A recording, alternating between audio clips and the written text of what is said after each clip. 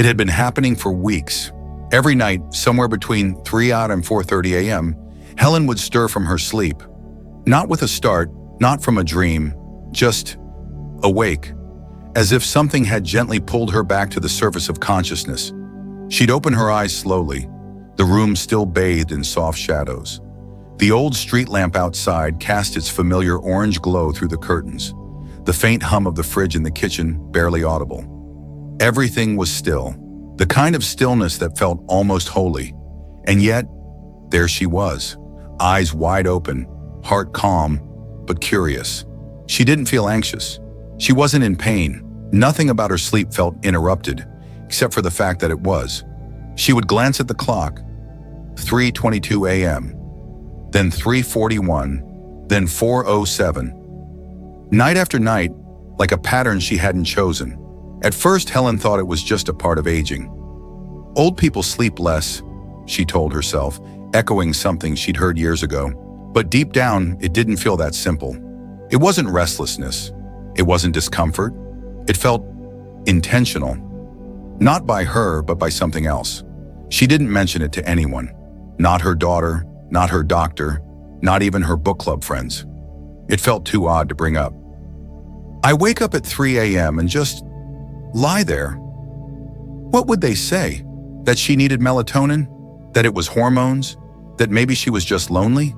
But she wasn't lonely. In fact, in those strange early hours, she felt more connected to herself than she had in years. She didn't reach for her phone. She didn't turn on the TV. She simply lay there, listening to the quiet, feeling the air move in and out of her lungs, noticing how the world around her seemed to pause, as if time itself was taking a breath. It was during one of those moments, around 3:33 a.m., that a thought arrived in her mind as clear as a bell. You're not waking up by accident. You're being called. The idea startled her, not in a fearful way, but in a way that made something inside her sit up straighter. Called? By what? By whom? She didn't know, but something in her heart whispered, "You've been asleep in more ways than one," and maybe that was the truth. You see, for many women, especially as they grow older, life becomes quieter on the outside. Children grow up, partners pass on, the noise of obligation fades, but that doesn't mean everything goes still on the inside. In fact, sometimes that's when things begin to stir. Questions you never answered, feelings you never fully felt, longings you tucked away, parts of yourself you forgot. And sometimes, those things don't knock during the day. They whisper in the dark, between 3 and 5 a.m. Not to frighten you, but to remind you that you are still here, that your soul still has something to say.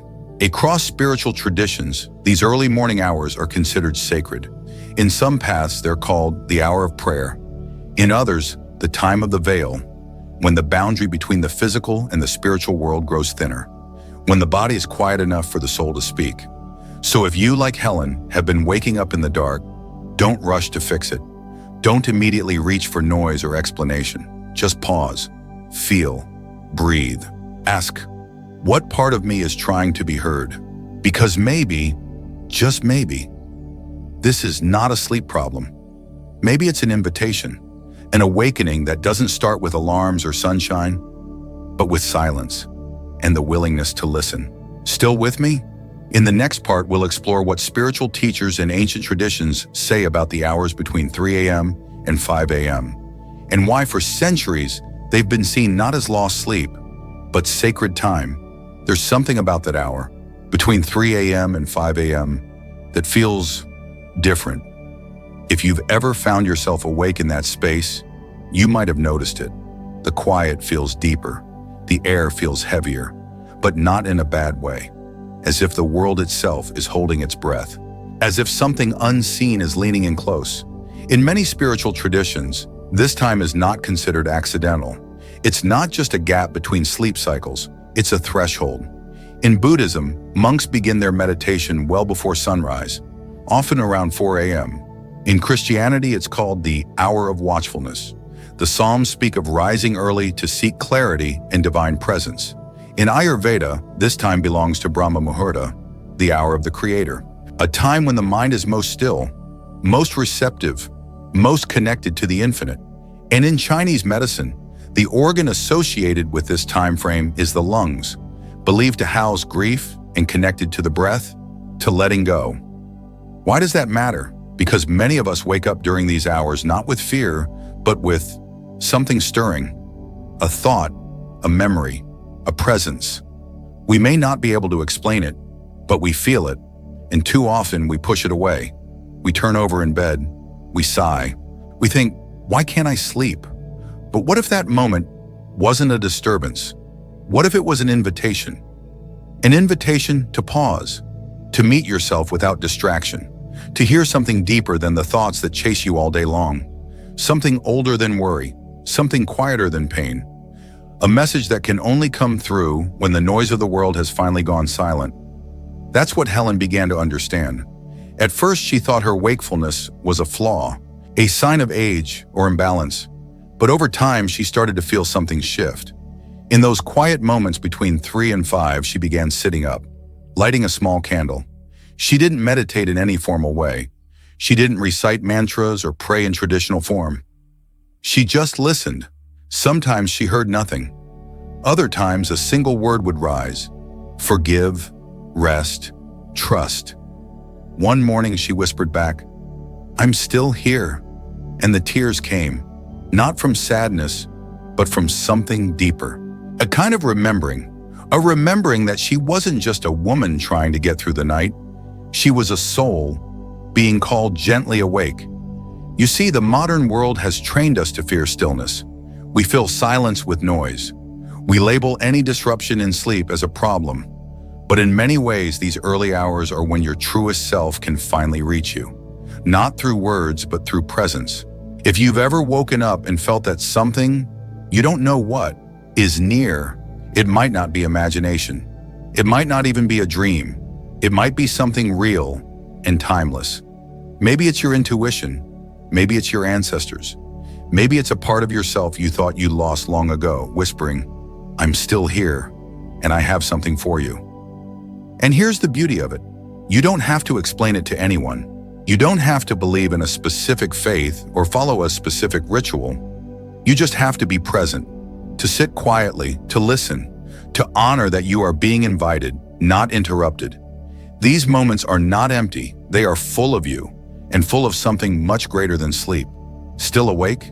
In the next part, we'll look at how these early wake-ups may be linked not just to spiritual presence, but to emotions that were never released. Because sometimes the soul speaks softly, but the body still remembers everything we tried to forget. Not every awakening is spiritual in the way we imagine. Sometimes it's emotional, and sometimes it's both. You see, the body and the soul aren't separate. They don't take turns speaking. They speak together, often in the quietest of hours. And for many women, especially as the decades pass, what the body remembers is not just physical. It's emotional, energetic, subtle, but powerful. In traditional Chinese medicine, the early morning hours between 3 a.m. and 5 a.m. are governed by the lungs. And the lungs, they say, are where grief lives. That idea may sound poetic, but it's more than metaphor. How many times in your life have you held your breath through pain? How often have you swallowed your sorrow just to make it through the day? How many tears never made it to your eyes because you didn't have time or permission to cry? The body doesn't forget. And when the world finally quiets, when no one is asking anything of you, when there is no performance, no obligation, that's when it all rises. Not as drama, not as panic, but as a gentle ache, a knot in the chest, a sigh you didn't know you were holding, a whisper that says, "I'm still here." Helen didn't know about the lungs. She didn't study energy meridians or spiritual texts, but she knew grief. She'd carried it quietly for years. Her husband, gone too soon. Her sister lost to illness. The slow, painful drift of her children into their own worlds. Each one was a thread she tucked away in the corners of her memory. She never complained, never made her sorrow loud. She just moved on. But at 3:18 a.m., her chest felt heavy, not tight, not medical, just full. She lay still, staring at the ceiling, and suddenly, Out of nowhere came a memory of her mother's voice, clear, alive, speaking a phrase she hadn't heard in decades. And the tears came, not wild, not uncontrollable, just enough. Enough to say, I remember, I still miss her, I still love her. You see, the soul doesn't always need a solution. It often just needs space. And what if waking up at 3 a.m. is your body giving you that space? Not because something is wrong, but because something inside is finally ready to be felt.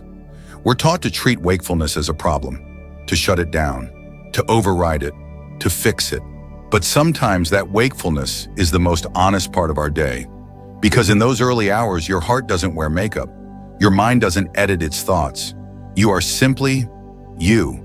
And the emotions you've stored for years finally have room to breathe. So what can you do in that moment? Nothing complicated. Just place your hand over your chest, feel your breath, and allow whatever is there to be there, without judgment, without trying to fix or understand. Just let it rise, and then let it fall. The soul is not asking for a solution. It's asking for your presence, and that may be the deepest healing of all. If this part resonated with you, stay with me, because in the next section, we'll talk about something even more mysterious. The role of intuition during these early hours. When logic sleeps, your deeper wisdom often wakes. And what you feel at 4 a.m. may be more real than anything you've heard in daylight. There's something remarkable that happens between 3 and 5 a.m. Not just in your body, not just in your emotions, but in your inner knowing, your intuition. Most people think of intuition as a sudden flash of insight or a gut feeling you get when something's off. But for many women, especially in their later years, intuition becomes less like a spark and more like a current, quiet, constant, beneath the surface of daily thought. And that current often becomes clearest in the stillness before dawn. Helen didn't think of herself as intuitive. She wasn't into crystals or horoscopes or the word energy. But she did notice something else. The way her thoughts felt different in those early hours. Not racing, not anxious, just deeper. It was like her mind was softer. She would sometimes wake up and think of a person she hadn't spoken to in years, and they'd call the next day. Or she'd suddenly understand what was really behind a decision she'd been stuck on. It wasn't logical. It didn't come with evidence or explanation. It just felt true. And what's more, those early thoughts, they felt cleaner than the ones she had during the day. Less cluttered, less filtered by fear, pride, or ego. More like they came from a place she used to know, but had forgotten. That's the thing about intuition. It doesn't shout, it whispers. And the modern world is too loud to hear it, but not at 3 a.m. At 3 a.m., the email inbox is silent. No one is texting, no headlines are flashing, no tasks are tugging at your sleeve. At 3 a.m., you are finally with yourself. And that's when your deepest voice has the space to rise. Maybe it says something simple. Rest. Reach out. Let it go. Try again. Or maybe it doesn't say anything at all, just leaves behind a gentle clarity, like walking out into fog and finding yourself on a familiar path. Some people call it the voice of the soul, others call it guidance. Helen began calling it truth, because that's what it felt like, and it made her begin to trust those hours, not resent them, not rush them, but honor them. You see, there's a reason why ancient poets, monks, and mystics all spoke of waking in the night. It wasn't insomnia, it was invitation. An invitation to reconnect, not with the world outside, but with the wisdom that lives within. So if you've been waking up between 3 and 5, ask yourself gently, what am I being shown that I haven't been willing to see? What knowing is rising that I've been too busy to hear? What part of me is waking that's been asleep far too long? Because your intuition isn't lost, it's just been waiting for you to get quiet enough to come home. And sometimes that homecoming begins in the dark, before the sun, in a still room, with a breath and the simple thought, I'm listening. If you're still watching, then you already know. Something inside you is awakening. In the final part, we'll wrap this journey by looking at how you can honor these quiet hours as sacred, not stressful. Because maybe this isn't about sleep at all. Maybe it's about becoming more awake than ever. Not all awakenings come with light. Some arrive quietly, at 3:11, at 4:04, at 3:33. They slip into your life not as noise, but as stillness. Not to disturb you, but to remind you of something you may have forgotten, that you are not just a body that needs sleep. You are a soul that longs to be heard. We often talk about healing as something we must do, but sometimes healing is something we must allow. And maybe, just maybe, that's what these early hours are offering you. Not broken sleep, but sacred space. A space to breathe, to feel, to remember. A space to reconnect with the version of you that isn't buried in chores or titles or expectations. A space where the deepest questions live and where the quietest answers begin to surface. So the next time you wake before the sun, don't reach for your phone. Don't fight the moment. Just be there. Hand on your heart, breath in your chest, eyes soft, and say it, if only in your mind, I'm listening. Because that one sentence, spoken into the dark, can change everything. And if you've ever looked at the clock and seen 3:33 a.m. staring back at you, more than once, more than coincidence, you're not imagining things. Some call it random, others call it spiritual alignment. But what if it's something deeper? What if waking up at that exact time is a message? Not just from your body, not just from your emotions, but from a part of you that's been waiting years to be seen. In our next video, we'll gently explore what it might mean when you wake at 3:33 a.m. every night, and why that rare pattern could be your soul's quiet way of saying, there's still something inside me that needs to be felt, and finally released. Until then, stay soft, stay present. And when the world goes quiet, don't be afraid of what you hear, because in that silence, you just might meet the most honest part of yourself.